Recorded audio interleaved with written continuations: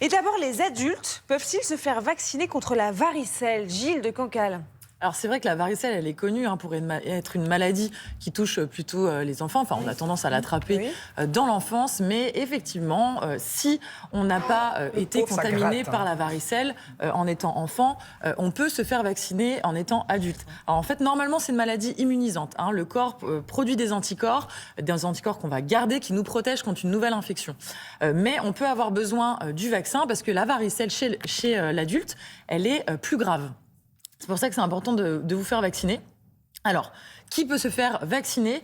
Notamment donc, les ados à partir de 12 ans, les femmes qui ont un projet de grossesse, parce que là aussi, elle peut être grave pendant la grossesse, l'entourage d'un cas, donc d'un enfant. Donc, si vous n'êtes pas vacciné et que votre enfant a la varicelle, pensez-y.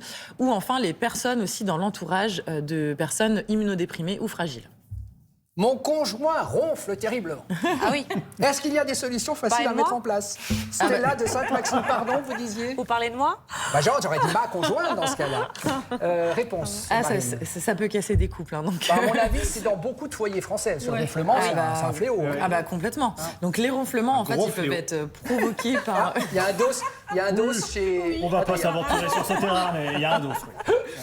Donc les ronflements, ils peuvent être provoqués par diverses causes, mais je pense notamment là au syndrome d'apnée obstructive du sommeil. Un des premiers symptômes, ce sont les ronflements.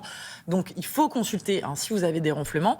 Ils peuvent aussi être associés à un surpoids, une obésité, ou tout simplement juste à l'anatomie de certaines personnes qui ont la mâchoire plus en arrière ou les fosses nasales un peu fermées.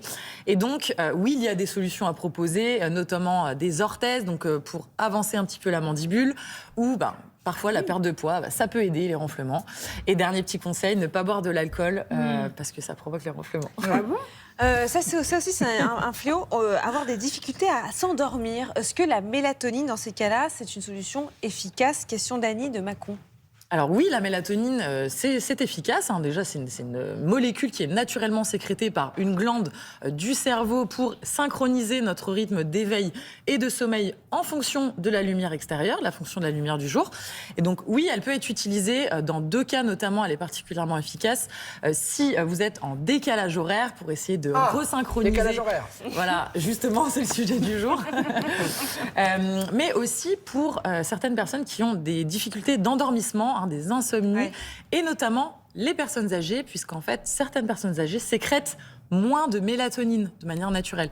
Donc, si vous faites des insomnies, oui, vous pouvez prendre éventuellement de la mélatonine au bon dosage, 2 mg, c'est le circadin, ou Chronobian à 1,9 mg. Je tousse depuis 3 semaines après un rhume, mais mon médecin dit que les sirops sont inutiles. Vrai ou faux? Manuel de Fort-Claquier. C'est vrai qu'on entend dire... Prends pas de sirop, ça sert à rien. Oui, et en même temps, parfois, les sirops sont efficaces. En plus, c'est bon. Non, c'est bon.